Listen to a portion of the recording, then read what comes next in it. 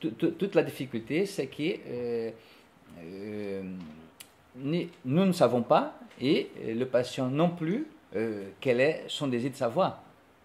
C'est pour cette raison que, dans la première partie, donc la partie de la psychothérapie, il vient animé uniquement par le transfert.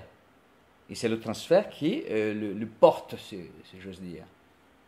Ensuite, quand il pose la question grand autre, qu'il passe de l'autre côté, c'est-à-dire qu'il rentre vraiment dans l'affaire psychanalytique, hein, qu'il prend la mer, hein, à ces moments-là, le transfert a moins d'importance et le désir de savoir prend toute son importance. C'est pour cette raison d'ailleurs qu'il y a des gens qui peuvent tout à fait être chez un analyste, n'est-ce pas, et faire une psychanalyse. Donc je profite pour vous signaler que j'avais remarqué dans le discours de mes 3 collègues que tous les 3 ont mis en évidence d'une manière ou d'une autre, ils ont interrogé la psychanalyse du psychanalyste.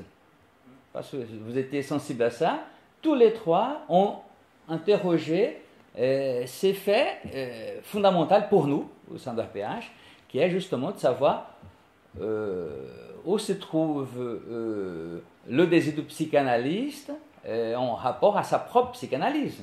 Hein? J'ai écouté récemment dans une émission, je crois que c'était France Culture, merci monsieur, donc où la personne avait dit, voilà, j'avais fait une analyse, déjà le mot, hein, une analyse pendant 5 ans, et je suis analyste depuis 20. Voyez-vous? Donc ça vient signaler là qu'on cède sous le signifiant et inévitablement on est aspiré par la résistance. C'est-à-dire, pour donner une métaphore maritime, par le vent et par le courant de la résistance. Et à un moment donné, l'analyste ne sait plus où il se trouve cliniquement.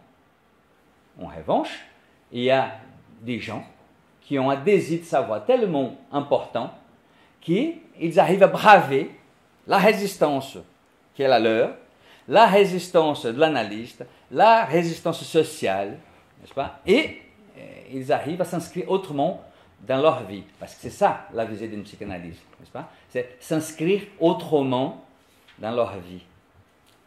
Voilà la réponse de celui qui avait créé la cartographie. Bien sûr, j'avais créé cette cartographie, mais ça n'est pas sorti de ma petite tête. Hein? C'est-à-dire, c'était grâce aux coups, hein? Aux coups verbaux, n'est-ce pas, de mes amis. Pendant 15 ans à l'hôpital Avicenne, les médecins, les internistes, les infirmières me posaient des questions. Fernando, qu'est-ce que c'est cette histoire du complexe d'Oedipe? À cette époque, ça ne circulait pas tellement à la télé. Qu'est-ce que c'est cette histoire de castration? Ces rapports avec père et mère, explique-nous un peu ça, etc. Et poussé par ses collègues, j'ai commencé à travailler dans une page A4 la théorie de Freud et de Lacan et positionner chaque moment pour un peu les expliquer.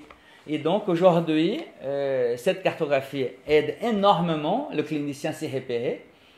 Et la suite de cette cartographie, c'est la carte des 3 structures qui peut-être on va avoir le moment de discuter dans un autre moment de la journée.